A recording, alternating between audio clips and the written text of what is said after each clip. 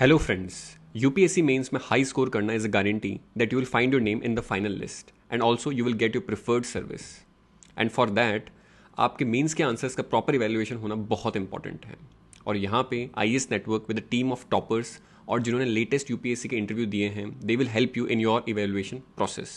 For further details contact us और visit our website of IAS network. Thank you. Hello everyone, मेरा नाम रोहित सिंह है और मैंने सिविल सर्विसेज एग्जामिनेशन 2021 में 480 रैंक हासिल की है।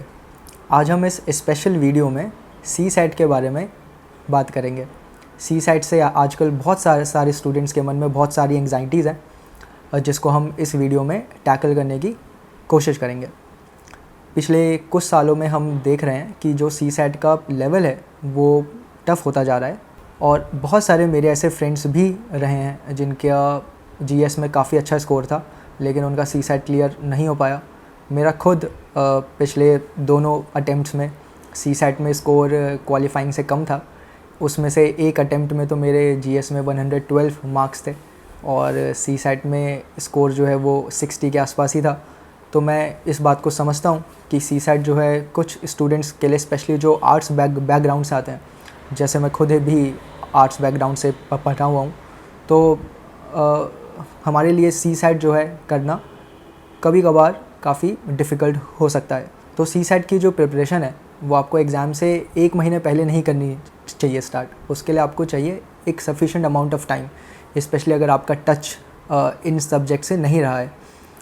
तो मैंने खुद पर्सनली जो है CSAT को 4 महीने दिए थे। स्पेशली मतलब 4 महीने मैं रोज़ 1 घंटा जो है CSAT पढ़ता था। मेरा एक फ्रेंड था जो मुझे हेल्प करता था CSAT पढ़ने में। स्पेशली जो मैथ्स और रीजनिंग वाला सेक्शन होता है उसमें काफ़ी डिफ़िकल्टी आती है स्टूडेंट्स को, तो वहाँ पे आपको स्पेशल फोकस जो है देना चाहिए। CSAT के पेपर में टोटल 80 क्वेश्चंस होते हैं जिसमें जो कि हर क्वेश्चन 2.5 मार्क्स का है, जिसमें से कि अराउंड 25 क्वेश्चंस जो हैं वो कॉम्प्रिहेंशन के हैं और जो बाकी क्वेश्चंस होते हैं वो मैथ्स और रीजनिंग के होते हैं। अगर हम इंग्लिश कॉम्प्रिहेंशन की बात करें तो इसमें प्रीवियस ईयर क्वेश्चंस बहुत इंपॉर्टेंट है। UPSC के जो पैसेजेस होते हैं और UPSC की जो आंसर की है आप उसको साथ लेकर के बैठें और UPSC के ही जो प्रीवियस ईयर के पैसेजेस हैं उनको सॉल्व करें और उसकी आंसर की से अपने आंसर्स मैच करें।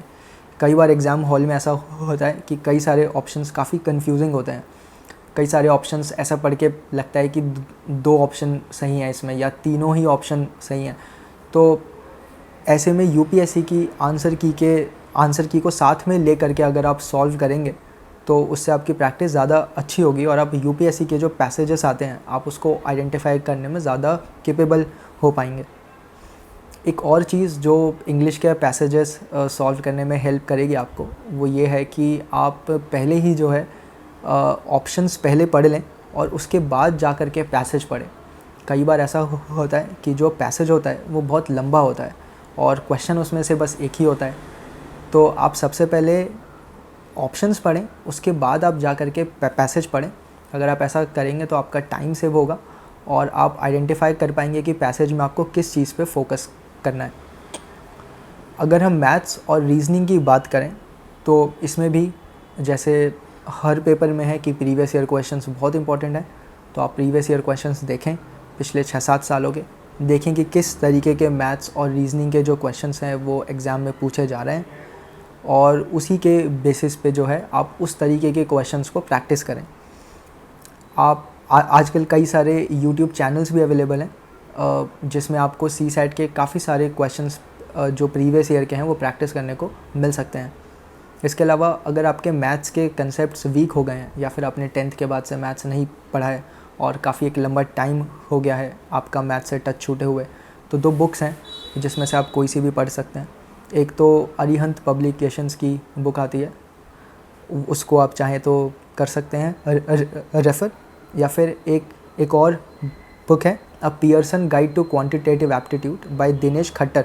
ये वो बुक है जो मैंने पर्सनली इसकी हेल्प ली थी। मैंने इसमें से काफ़ी सारे क्वेश्चंस प्रैक्टिस करे थे, तो आप ये वाली बुक पढ़ सकते हैं। DKT UPSC CSC अगर आप केवल सिविल सर्विस परीक्षा के प्रीलिम्स, मेंस और इंटरव्यू के वीडियो देखना चाहते हैं तो सब्सक्राइब करें DKT UPSC CSE चैनल। यहाँ आपको टॉपर्स के वीडियो रैंक के हिसाब से अरेंज मिलेंगे। चैनल के लिंक के लिए डिस्क्रिप्शन बॉक्स में जाएं। एक और इम्पॉर्टेंट चीज़ है कि जैसे हम GS के टेस्ट सीरीज़ को करते हैं सॉल्व, वैसे ही CSAT की टेस्ट सीरीज़ को भी एक टाइम बाउंड मैनर में सॉल्व करना बहुत इंपॉर्टेंट है।